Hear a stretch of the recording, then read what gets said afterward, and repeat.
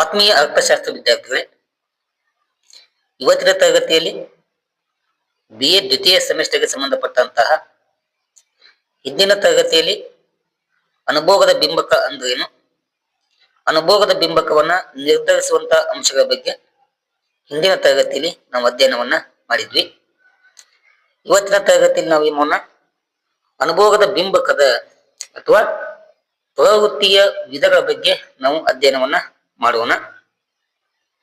ಇಲ್ಲಿ ಪ್ರಮುಖವಾಗಿ ಏನ್ ಬರ್ತಾವ, ಎರಡು ವಿಧಗಳು ಬರ್ತಾವ. ಸರಾಸರಿ ಅನುಭೋಗ ಪ್ರವೃತ್ತಿ ಅಥವಾ ಬಿಂಬಕ ಮತ್ತು ಎರಡನೇದು ಸೀಮಾಂತ ಅನುಭೋಗದ ಪ್ರವೃತ್ತಿ ಅಥವಾ ಬಿಂಬಕ ಅಂತೇಳಿ.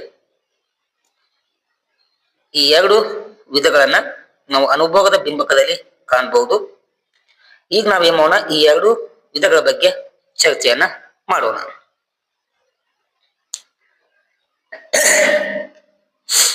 ಒಂದನೆಯ ವಿಧ ಸರಾಸರಿ ಅನುಭೋಗದ ಪ್ರವೃತ್ತಿ ಅಥವಾ ಬಿಂಬಕ. ಅದಕ್ಕೆ ನಾವು ಅವರೇಜ್ ಕನ್ಜಂಪ್ಷನ್ ಫಂಕ್ಷನ್ ಅಂತೇಳಿ ಕರಿತೇವಿ.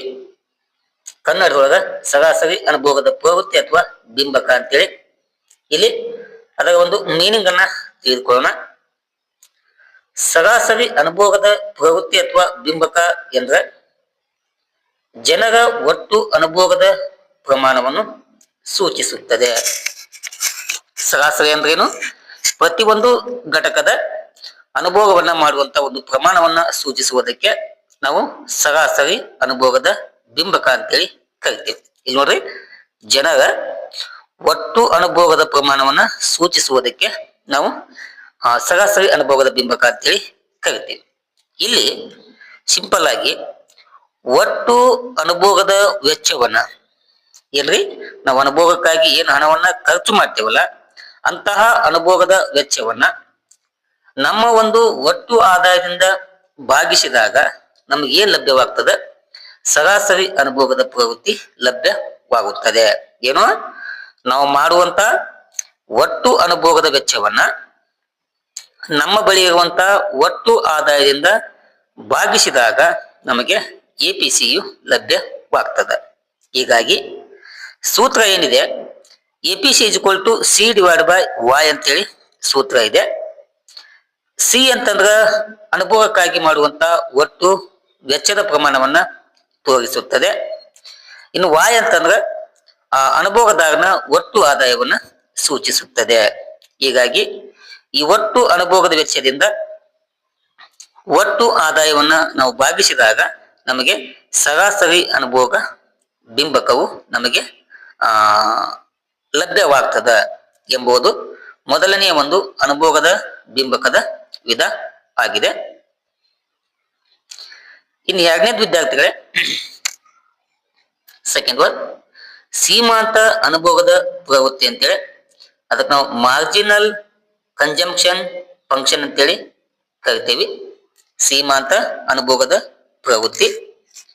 ಇಲ್ಲಿ ವ್ಯಕ್ತಿಯ ಆದಾಯದಲ್ಲಿ ಬದಲಾವಣೆಯಿಂದಾಗಿ ಅನುಭೋಗದಲ್ಲಾಗುವ ಬದಲಾವಣೆಗಳನ್ನ ಸೂಚಿಸುತ್ತದೆ. ಏನ್ರಿ, ಒಂದಲ್ಲ ಒಂದಿನ ಆ ವ್ಯಕ್ತಿಗಳ ಆದಾಯದಲ್ಲಿ ಏನಾಗ್ತದೆ? ಬದಲಾವಣೆಗಳಾಗ್ಬೋದು ಸಾಮಾನ್ಯ. ಒಂದಿನ ಹೆಚ್ಚಳ ಆಗ್ಬೋದು, ಇನ್ನೊಂದ್ ದಿನ ಕಡಿಮೆ ಆಗ್ಬೋದು. ಹೀಗೆ ನಿರಂತರವಾಗಿ ವ್ಯಕ್ತಿಯ ಆದಾಯದಲ್ಲಿ ಏನಾಗ್ತದೆ? ಬದಲಾವಣೆಗಳಾಗ್ತವೆ. ಆ ವ್ಯಕ್ತಿಯ ಆದಾಯದಲ್ಲಿ ಬದಲಾವಣೆಗಳು ಉಂಟಾದಾಗ ಆ ಆದಾಯದ ತಕ್ಕಂತೆ ಏನಾಗ್ತದ? ಅನುಭೋಗದ ವೆಚ್ಚವು ಕೂಡ ಬದಲಾವಣೆ ಆಗ್ತದ. ಅಂದ್ರ ಇನ್ಕಮ್ ಕಡಿಮೆ ಇದ್ದಾಗ ಕಡಿಮೆ ಹಣವನ್ನ ಅನುಭವಕ್ಕಾಗಿ ಖರ್ಚು ಮಾಡಬಹುದು. ಆ ವ್ಯಕ್ತಿಯ ಇನ್ಕಮ್ ಹೆಚ್ಚಳವಾದಾಗ ಹೆಚ್ಚಿನ ಪ್ರಮಾಣದ ಹಣವನ್ನ ಅನುಭವಕ್ಕಾಗಿ ಖರ್ಚು ಮಾಡುವಂತ ಒಂದು ಸಂಭವನ ನಮ್ಮ ನಿತ್ಯ ಜೀವನದಲ್ಲಿ ನಾವು ಕಾಣ್ತೇವೆ. ಹೀಗಾಗಿ ಆದಾಯದಲ್ಲಿ ಬದಲಾವಣೆ ಆದಾಗ ಅನುಭೋಗದಲ್ಲಾಗುವಂತಹ ಬದಲಾವಣೆಯನ್ನ ಸೂಚಿಸುವುದಕ್ಕೆ ನಾವು ಸೀಮಾಂತ ಅನುಭೋಗದ ಪ್ರವೃತ್ತಿ ಅಂತೇಳಿ ಕರಿತೀವಿ. ಇಲ್ಲಿ ಆದಾಯದ ಬದಲಾವಣೆಯಿಂದಾಗಿ ಸಂಭವಿಸುವಂತ ಅನುಭೋಗದ ಬದಲಾವಣೆಯ ಅನುಪಾತಕ್ಕೆ, ಆದಾಯದಲ್ಲಿ ಏನು ಬದಲಾವಣೆ ಆಗುತ್ತಲ್ಲ ಆ ಬದಲಾವಣೆಯಿಂದಾಗಿ ಅನುಭೋಗದಲ್ಲಿ ಬದಲಾವಣೆಯಾಗುವಂತ ಒಂದು ಸಂಭವವನ್ನ ಅಥವಾ ಬದಲಾವಣೆಯ ಅನುಪಾತಕ್ಕೆ ನಾವು ಸೀಮಾಂತ ಅನುಭೋಗದ ಬಿಂಬಕ ಅಥವಾ ಪ್ರವೃತ್ತಿ ಅಂತೇಳಿ ಕರಿತೀವಿ. ಹೀಗಾಗಿ ಈ ಸೀಮಾಂತ ಅನುಭೋಗದ ಪ್ರವೃತ್ತಿಯನ್ನು ನಾವು ಕಂಡುಹಿಡಿಬೇಕಂತಂದ್ರ MPC is equal to change in C divide by change in y ಅಂತೇಳಿ. ನೋಡ್ರಿ, MPC is equal to change in C divide by change in y ಅಂತೇಳಿ. ಚೇಂಜ್ ಇನ್ ಸಿ ಅಂತಂದ್ರ ಅನುಭೋಗದ ವೆಚ್ಚದಲ್ಲಾಗುವಂತ ಬದಲಾವಣೆಯನ್ನ ಸೂಚಿಸುತ್ತದೆ. ಇನ್ನು ಚೇಂಜ್ ಇನ್ y ಅಂತಂದ್ರ ವ್ಯಕ್ತಿಯ ಆದಾಯದಲ್ಲಾಗುವಂತ ಬದಲಾವಣೆಯನ್ನ ಸೂಚಿಸುತ್ತದೆ. ಹೀಗಾಗಿ ಈ ವೆಚ್ಚದಲ್ಲಾಗುವಂತ ಬದಲಾವಣೆಯನ್ನ ಆದಾಯದಲ್ಲಾಗುವಂತ ಬದಲಾವಣೆಯಿಂದ ಭಾಗಿಸಿದಾಗ ನಮಗೆ ಏನ್ ಲಭ್ಯವಾಗ್ತದ?